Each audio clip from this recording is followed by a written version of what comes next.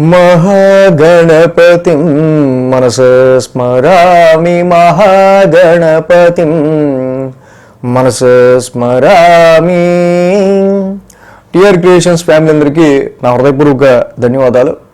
So ఈ వారం అంటే 17వ తారీఖు నుంచి 23వ తారీఖు వరకు కూడా ద్వాదశ రాశుల వారికి సంబంధించి రాశి ఫలాలు ఏ విధంగా ఉండబోతున్నాయని చూద్దాం.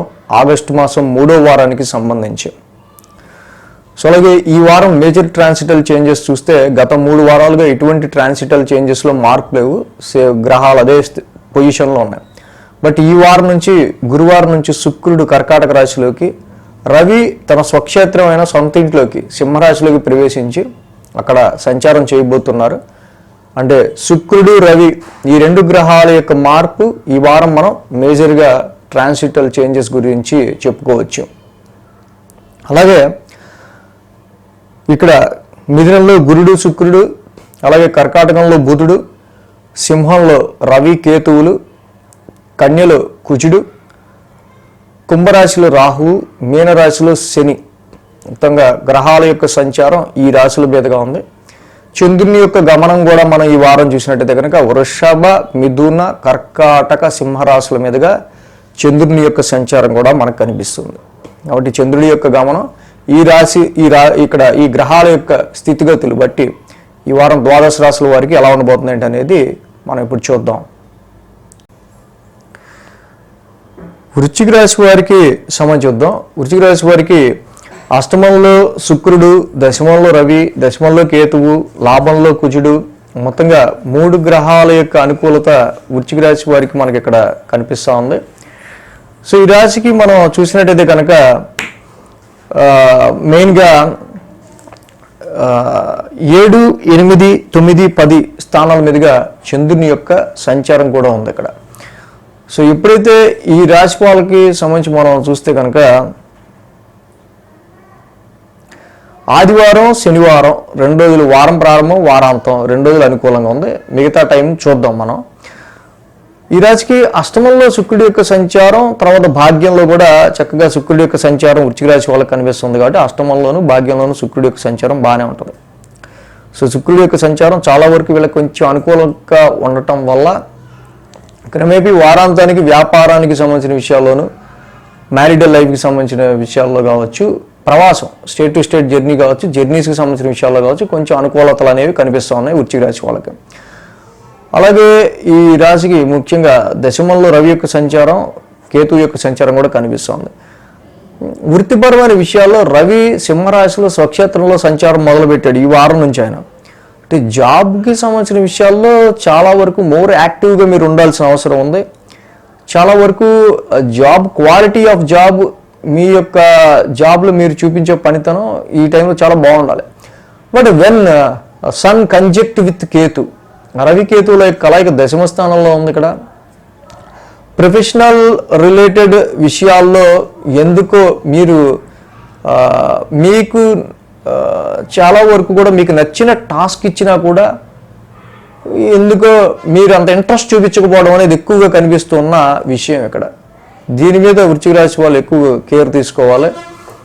అలాగే లాభస్థానంలో కుజుడి యొక్క సంచారం ఈ రాశికి అన్నిటికంటే మించి పాజిటివ్ ఏంటంటే ఫస్ట్ రాశ్యాధిపతి లాభంలో ఉన్నాడు.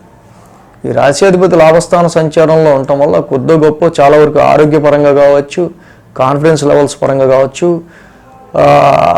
మీట్ యువర్ సర్కిల్, ఏదన్నా ఒక ప్రాబ్లమో సమస్య అవసరమో వచ్చినప్పుడు కరెక్ట్గా దానికి ఎవరిని కలవాలో వాడిని కలవాలి అనే ఒక రకమైన మీరు సర్కిల్లో ఉన్న వాళ్ళ యొక్క అవసరాన్ని మీరు ఉపయోగించుకుంటారు. ఆ టైంకి వాళ్ళ యొక్క సహాయాన్ని మీరు వినియోగించుకోగలుగుతారు. ఈ రాశికి సప్తమ స్థానం నుంచి చంద్రుని యొక్క సంచారం. యాక్చువల్గా సప్తమంలో చంద్రుడు యోగిస్తాడు, ఓకే. సో ఇక్కడ చూసినప్పుడు సోమ, మంగళ, బుధవారాల్లో చంద్రుడి యొక్క అష్టమ స్థాన సంచారం కూడా కనిపిస్తుంది. ఆల్రెడీ గురు భగవానుడు కూడా అక్కడ ఉన్నారు. సో ఇక్కడ ఈ యొక్క అష్టమ స్థానంలో గురు, శుక్ర, చంద్రుల యొక్క యుతి కనిపిస్తూ ఉంది. పెట్టుబడుల విషయంలో కావచ్చు, ఇన్వెస్ట్మెంట్స్, ట్రేడింగ్, షేర్స్, సంతానపరమైన విషయాల్లో కావచ్చు, అంటే ఇక్కడ మెయిన్గా ఈ రాశి వాళ్ళకి సంబంధించి చాలా వరకు కూడా రియాలిటీని దృష్టిలో పెట్టుకుని మీరు ఏ పనైనా చేయటం అనేది అవసరం. సో కాబట్టి ధనపరమైన విషయాల్లో తీసుకునే డెసిషన్స్ విషయంలో కొంచెం జాగ్రత్తగా ఇన్వెస్ట్మెంట్ చేయాల్సిన అవసరం కనిపిస్తూ ఉంది. కొంచెం టెన్స్డ్ మైండ్ అనేది ఎక్కువగా సోమ మంగళ బుధవారాల్లో కనిపిస్తూ ఉంది. అవగాహన లేని విషయాల్లో మీరు తలదూర్చేటప్పుడు అవగాహన లేని ఫండ్స్ కావచ్చు, లేకపోతే ఇన్వెస్ట్మెంట్స్ కావచ్చు, ఇతరత్ర ఏదైనా సరే, అండ్ కొత్తగా ఏదైనా పని చేయటం కావచ్చు, ఎడ్యుకేషన్లో తీసుకుని కొత్త సబ్జెక్ట్ విషయంలో కావచ్చు, కొంచెం ఎక్కువ యాంగ్జైటీ పడే ఆస్కారాలు ఉన్నాయి. ఇలాంటి విషయాల్లో ఫస్ట్ కొంచెం కేర్ తీసుకోవడం అనేది, వామప్ అనేది బెటర్. తెలియని విషయంలో దిగేటప్పుడు దాని గురించి కొంచెం రీసెర్చ్ అనేది తెలుసుకోవడం అనేది బెటర్. అలాగే గురు శుక్రవారాల్లో మనం తీసుకుంటే కనుక భాగ్యస్థానంలో చంద్రుని యొక్క సంచారం. సో ఇక్కడ ఆల్రెడీ శుక్రుడు కూడా గురువారం నుంచి భాగ్యస్థానంలోకి వచ్చారు, చంద్రుడు కూడా భాగ్యస్థానంలో ఉన్నారు. సో ఈ రాశికి మెయిన్ మనం చూసినప్పుడు భాగ్యంలో చంద్రుడు కావచ్చు, బుధుడు కావచ్చు, అంత అనుకూలించే గ్రహాలు ఏవి కాదు. కాబట్టి ప్రజెంట్ వ్యాపారంలో వచ్చే లాభాల విషయంలో కావచ్చు, అండ్ ఎడ్యుకేషన్ విషయాల్లో, హైయర్ ఎడ్యుకేషన్ కావచ్చు, ఫారెన్ ట్రావెల్స్ విషయాల్లో మీరు చేసే ప్రయత్నాల్లో కావచ్చు, కొంత స్లో మూవింగ్ రిజల్ట్స్ మనకు కనిపిస్తూ ఉన్నాయి. వారాంతానికి చూస్తే కనుక దశమస్థానంలో చంద్రుని యొక్క సంచారం. ఇక్కడ దశమంలో చంద్రుడు ఉన్నాడు, రవి ఉన్నాడు, కేతు ఉన్నాడు. దశమంలో చంద్రుడు జనరల్గా యోగిస్తారు. బట్ ఇందాక నేను చెప్పినట్టు ఏదో మీకు నచ్చిన పని ఇచ్చినా కూడా ఎందుకు ఆ పని చెయ్యాలనే ఈజ్ కానీ అంత ఏంటి, మనం నిజంగా మనం చేయగలిగిన పని ఇచ్చినా కూడా ఎందుకు దాని మీద అంత ఇంట్రెస్ట్ చూపించకపోవడం కానీ ఇలాంటివి ఎక్కువ కనిపిస్తూ ఉన్నాయి. సో వీటికి తోడు కుజ శనుల యొక్క సమసప్తమం ఒకటి.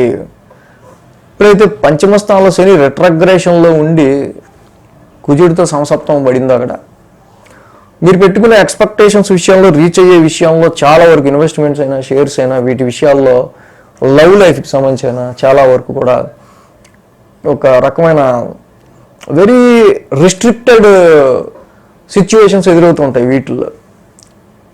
సో కాబట్టి లాభం రావాలి, ఓకే, లాభం గురించి ట్రై చేస్తాం, కానీ పంచమ స్థానంలో పెట్టిన ఇన్వెస్ట్మెంట్స్ అంత అక్కడ వీక్గా ఉన్నప్పుడు మనం ఏం చేయగలుగుతాం? సో ఈ రెండింటి మధ్య, మీ ఎక్స్పెక్టేషన్స్ అండ్ ప్రాఫిట్స్ మధ్య ఎక్కువ ఒక రకమైన వార్ జరుగుతూ ఉంటుంది. వృశ్చిక రాశి వాళ్ళు ఇది గమనించి ముందుకెళ్తే మంచిది. సో కాబట్టి ఈ రాశి వాళ్ళకి మెయిన్ ఏంటంటే పెద్ద ఇబ్బంది పెట్టే ఇవి మనం చూసుకోవాలంటే కనుక గురుడి యొక్క అష్టమ స్థాన సంచారం మాత్రం ఇక్కడ కొంచెం వీళ్ళకి ఇబ్బంది. శని యొక్క పంచమ స్థాన సంచారం ఒకటి. సో దీనివల్ల ఇంక్రిమెంట్స్ కావచ్చు, హైక్స్ కావచ్చు, మీరు పెట్టుకున్న ఆఫర్స్ విషయాల్లో కావచ్చు, చాలా వెరీ వెనక్కి లాగుతున్నట్టు అనిపిస్తూ ఉంటుంది. సో కాబట్టి ఈ పంచమ స్థానంలో రెట్రగ్రేషన్లో ఉన్న శనికి పూర్వపుణ్య స్థానంలో వెంకటేశ్వర స్వామి ఆరాధన, శనివారం పూట వెంకటేశ్వర స్వామిని దర్శించుకోవడం చాలా మంచిది. నిత్యం దర్శించుకున్న చాలా మంచిది. అలాగే అష్టమ గురుడికి కంపల్సరీ కేజింపావు శనగలు, ఒక ఎల్లో క్లాత్ దానం చేయటం, మీరు గురువుగా కొలిచే దేవుణ్ణో ఆ దత్తాత్రేయుల వారినో ఆయన రోజు పూజించుకోవటం చాలా మంచిది వృశ్చిక రాశి వాళ్ళకి. ఈ వీడియో కనుక మీకు నచ్చినట్లయితే లైక్ చేయండి, షేర్ చేయండి. మరిన్ని అప్డేట్స్ కోసం సబ్స్క్రైబ్ చేయడం మాత్రం మర్చిపోకండి.